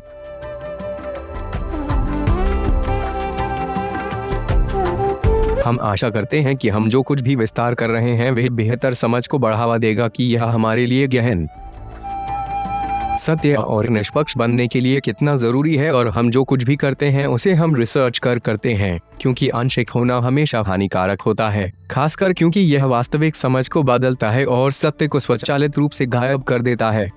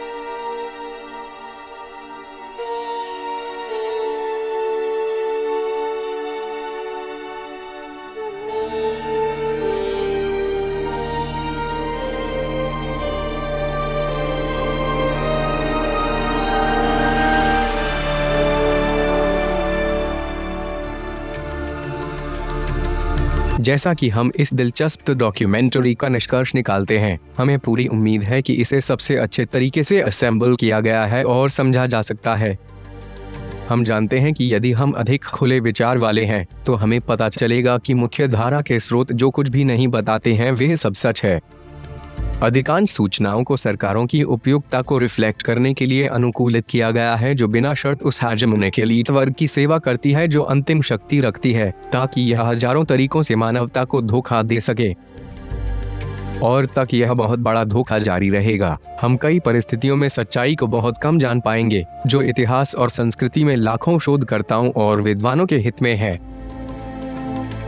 यही कारण है कि हम अपने मानस को खोलने के लिए इसे मौलिक मानते हैं, ताकि हम यह समझ सकें कि हम यहाँ जो कुछ भी चर्चा कर रहे हैं वे वास्तविक सबूतों के आधार पर संकलित और प्रलेखित किया गया है। इस तथ्य के बावजूद कि पारंपरिक एकेडमिक्स इसे बदनाम करने की कोशिश करेंगे, यह दावा करते हुए कि दैवीय शक्तियाँ भगवान कृष्ण के महाभारत सहित एक मिथक है। हम यह कह सकते हैं कि कुछ ऐसा ही हाल कृष्णा जी के शहर द्वारका में हालिया खोजों के साथ हो रहा है, क्योंकि इसके अस्तित्व को एक लोकप्रिय कथा के रूप में जाना जाता था। यह एकमात्र धोखा नहीं है, साथ ही साथ अन्य भी हैं, जिसमें पौराणिक ट्रॉय के साथ जो हुआ 6 सदी तक, जो पुराने मुख्य धारा के शोधकर्ताओं, शून्यवादियों और नास्तिकों द्वारा एक मिथक माना जाता था। बहरहाल, इस शहर को कई सैमी गॉड्स, राजाओं और नायकों की मेजबानी करने के लिए जाना जाता था, जैसे कि प्रियम, हेक्लर, पेरिस और इनीस, जिन्होंने Greeks of the calibre of Agamemnon, Menelaus, Achilles and Ulysses के खिलाफ लड़ाई लड़ी थी। युग के सिद्धांतवादी रूढ़िवादी व्यक्तियों के अनुसार उन्हें पौराणिक नायक और सम्राट माना जाता था। बहरहाल, जब हेनरिक श्रीमैन ने अपनी खोज की तो वे यह सत्यापित करने में सक्षम थे कि वे पूरी तरह से गलत थे और प्राचीन हिंदुओं के दिव्य और शहरों के साथ भी ऐसा ही हो रहा है। हम यह भी रेखांकित करना चाहेंगे कि हमने यहाँ जो कुछ भी प्रस्तुत किया है वे किसी भी तरह से इस डॉक्यूमेंट्री को देखने वालों की संवेदनाओं को ठेस पहुँचाने के लिए नहीं है। इस तथ्य के संबंध में कि ताजमहल को हमेशा एक प्रेम कहानी के रूप में प्रचारित किया गया है, प्रतिष्ठित शोधकर्ताओं ने अंततः पुष्टि की है कि यह गलत है। वास्तविकता इसके विपरीत है। दूसरे शब्दों में, हम लाखों भोले पर्यटकों के खिलाफ प्रतिशोधी व्यवहार कर रहे हैं, जो कन्विंस्ड हैं कि वे प्रेम के पवित्र पंथ को समर्पित एक समाधि पर जा रहे हैं। बहरहाल, किसी भी तरह से सच्चाई इस कहानी के साथ मेल नहीं खाती है। इसके बजाय घृणित झूठ का निर्माण किया जा रहा है, जो लोगों की सच्ची भावना की जड़ों को बदल देता है, क्योंकि वे विश्वास करते हैं कि हम सब कुछ है जो हमने प्यार के अस्तित्व के बारे में गलत तरीके से कहा है। यही कारण है कि हम अपने दर्शकों के बीच जागरूकता बढ़ाने का प्रयास कर रहे हैं। हमारे द्वारा चर्चा की गई सभी चीजों में वास्तविक नींव है और वही सभी उल्लंघनों के बारे में सच है जो बार्बरिक सैक्सन लोगों ने लंबी शताब्दियों के दौरान किए हैं। हमें यह नहीं भूलना चाहिए कि हमने पहले क्या उल्लेख किया था कि बार्बरिक सैक्सन का आज की अंग्रेज से कोई संबंध नहीं है, क्योंकि एंग्लो सैक्सन्स उत्तरी यूरोप से थीं, जिन्होंने ग्रेट ब्रिटेन पर आक्रमण किया और देवी ब्रिटेनिया की पवित्र भूमि पर अधिकार कर लिया। उनका नहीं था।